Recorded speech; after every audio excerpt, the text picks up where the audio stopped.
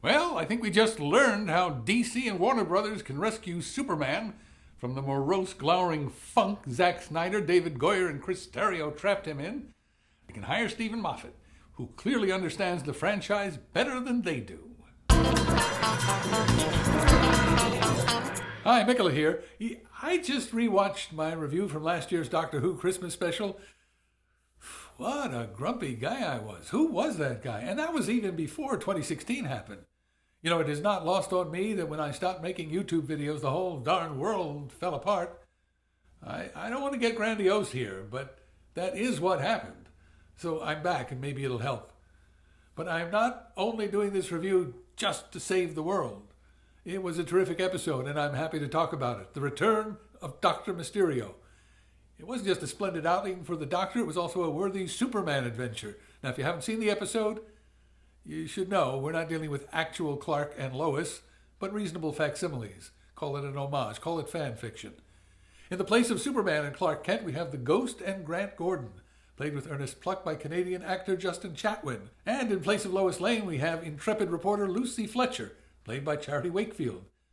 Lucy's married name was Lombard, Lucy Lombard, so it matches the sanctioned alliterative pattern. Lois Lane, Lana Lang, Lex Luthor.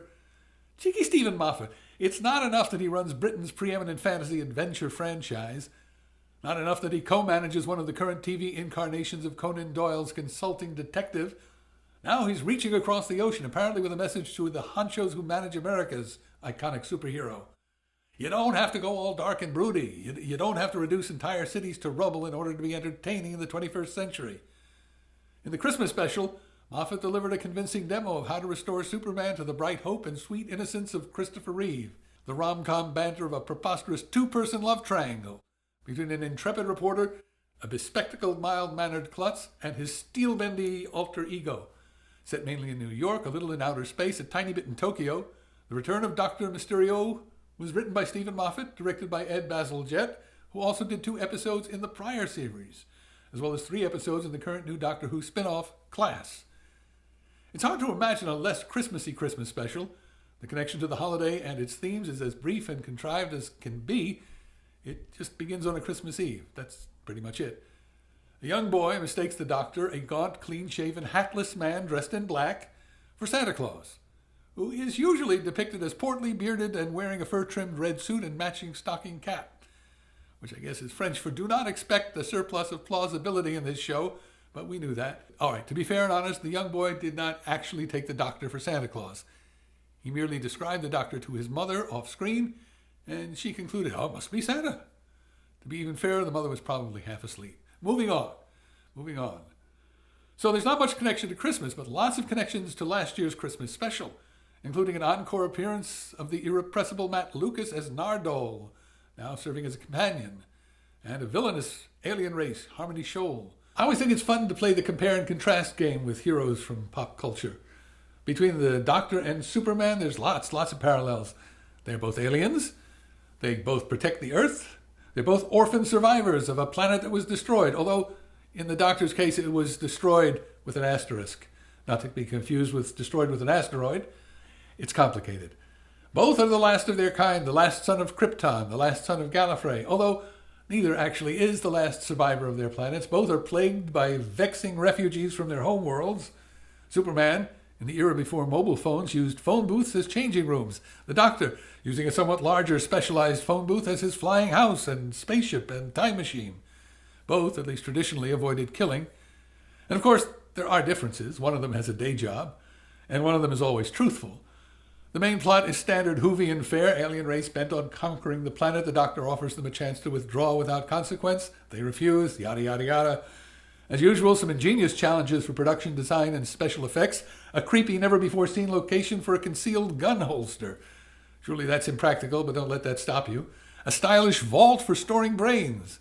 For me, the most fascinating resonance in this episode is that by showing us a simpler, more upbeat, optimistic way to do Superman, Moffat may be signaling how he feels about the Doctor.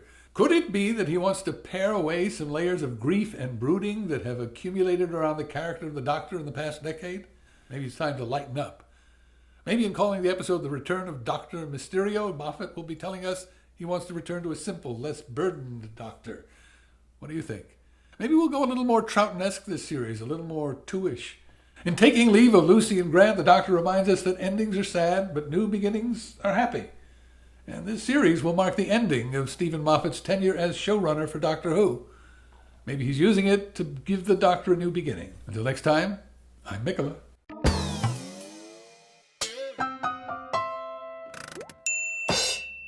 DVD extras.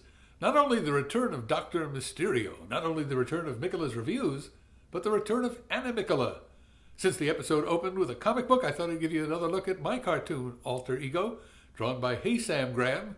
Check out his animation channel, link in the end screen. This wasn't Justin Chatwin's first brush with Superman. At the very start of his career, when he moved from his native Canada to Hollywood, he landed a part in the pilot episode of Smallville. He played Teen Jostled by Whitney.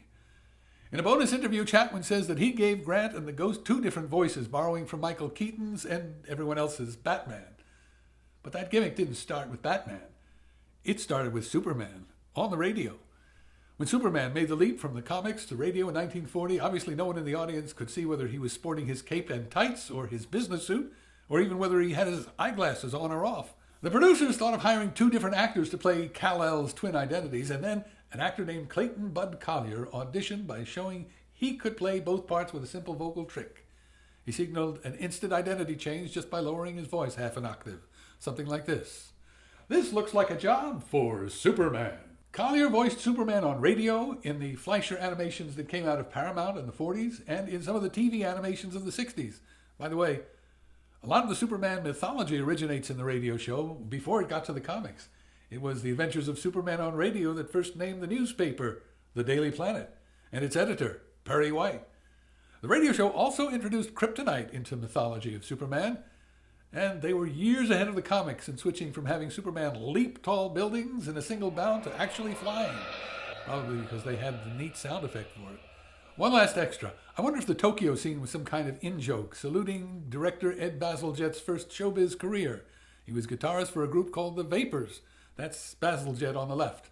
Their big hit, 1980. Turning Japanese. What do you think? I really think so. Bye now.